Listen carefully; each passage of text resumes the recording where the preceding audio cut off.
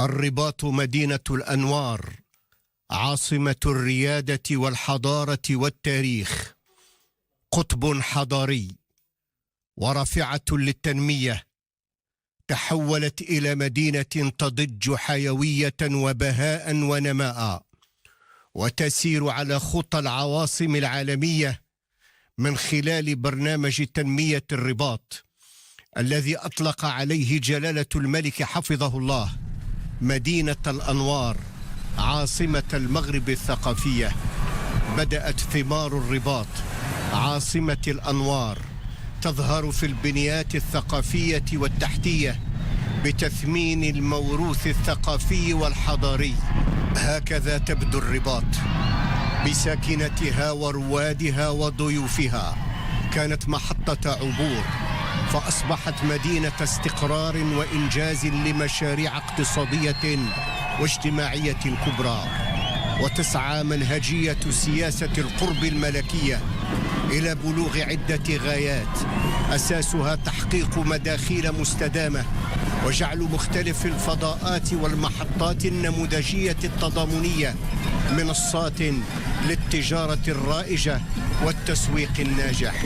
التقدم والتنمية عاملان أساسيان في مسيرة الإصلاح، ولأجل ذلك يقوي جلالة الملك حفظه الله حركية التطوير والتحديث، ويقوي جلالته دوائر النهضة والتقدم، وهو جهد ملكي سام نقابله بالوفاء، تعبيرا خالصا مخلصا لجلالة الملك، نقابله بالولاء والطاعة والانخراط ما من علينا من خيرات وبالعرفة المباركة، ويعمق ولوج الوطن بكل ربوعه في مراحل جد متقدمة من النماء على المستويين الاقتصادي والاجتماعي.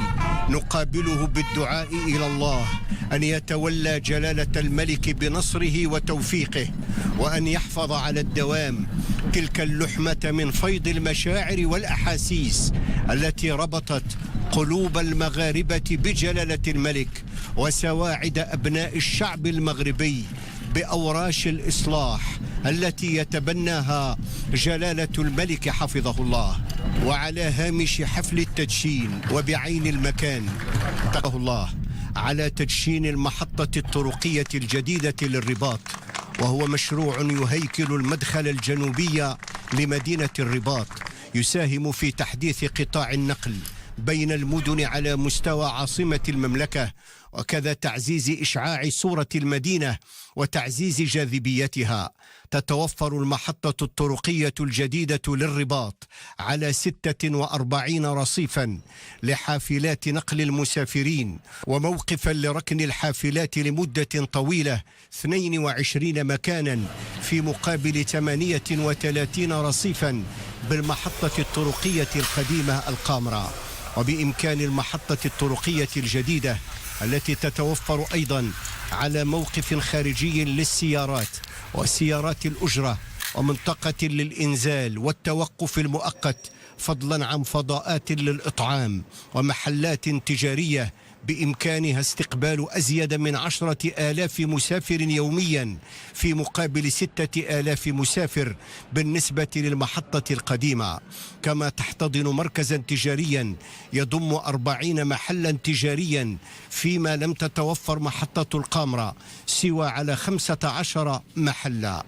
ويعكس هذا المشروع الذي تطلب إنجازه تعبئة استثمارات بقيمة 245 مليون درهم العزم الوطيد لجلالة الملك على تمكين مدينة الرباط من بنيات تحتية في مستوى مكانتها وتستجيب لانتظارات السكان المقيمين والزوار، وفضلا عن بنائها وفق هندسة معمارية متفردة تزاوج بين الأصالة والمعاصرة، وتوفيرها لولوج مباشر للطريق السيار الرباط الدار البيضاء. فقد تم تشييد هذه المحطة على مساحة أرضية تفوق مساحتها 8 هكتارات بالمدخل الجنوبي للطريق السيار الرباط الدار البيضاء، وعلى مقربة من المركب الرياضي الأمير مولاي عبد الله.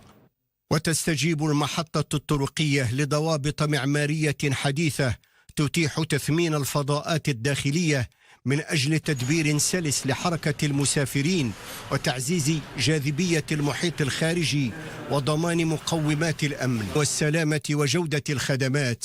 وتعتبر المحطة الطرقية الجديدة للرباط بنية لوجستيكية من الجيل الجديد، حيث تعتمد في تسييرها على نظام معلوماتي متكامل للتدبير يمكن من تحسين ظروف استقبال وإرشاد المسافرين وضمان إدارة مثلى لعمليات نقل المسافرين واللوجستيك، بالإضافة إلى تسهيل عمليات اقتناء تذاكر السفر، وبالإضافة إلى ضمانه لربح أكبر للوقت. يساعد هذا النظام في معرفة أوقات انطلاق ووصول الحافلات ومسارها، مما يسهل عملية البحث عن الرحلات وتفادي الوسطاء ومكافحة كل زيادة غير مشروعة في أسعار التذاكر، وذلك من أجل النهوض بقطاع النقل الطرقي للمسافرين الذي يمكن من ربط مختلف مدن المملكة ويضمن فرص شغل مهمة. كما تضم المحطة الجديدة بنيات تحتية وتجهيزات متنوعة تمكن المسافرين وزوارها من الحصول على أفضل الخدمات في احترام تام لشروط الأمن والسلامة، وهو الأمر الذي ينطبق أيضا على مهني النقل الذين ستتوفر لهم ظروف جيدة للاشتغال، تشكل قطبا حضريا ورافعة للتنمية. هو ما فرض اليوم بناء محطة جديدة بمواصفات عصرية تستجيب للتغيرات البنيوية التي عرفتها الرباط، مدينة الأنوار عاصمة المغرب الثقافية.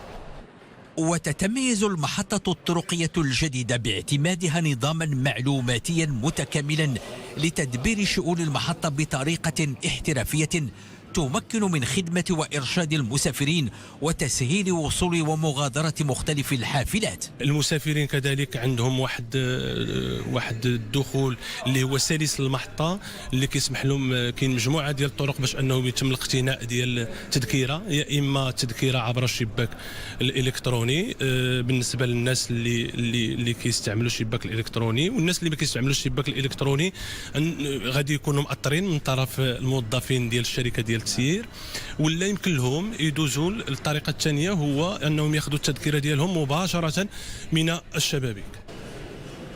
ووفق هذه المواصفات والتقنيات والموارد البشريه، فإن المهنيين ومقدمي خدمات النقل يمكنهم العمل في أجواء وفضاءات فسيحة، حيث تتوفر المحطة على 46 رصيفا لوقوف الحافلات، إضافة إلى تجهيزات توفر السلامة والأمن. الحمد لله محطة أحسن محطة تقريبا إن شاء الله في أفريقيا، ماشي في سميتو في المغرب إن شاء الله. حنا المهم حنا فخورين بها، وحنا فخورين باش نخدموا بها ونشتغلوا فيها. شرف لنا ذلك أن بإمكانها استقبال أزيد من 10,000 مسافر يوميا. بنية عمومية تنضاف إلى مختلف المنشآت الاجتماعية والثقافية والاقتصادية التي عرفت الرباط في سياق التنمية المندمجة المتوازنة والشاملة لعاصمة المملكة.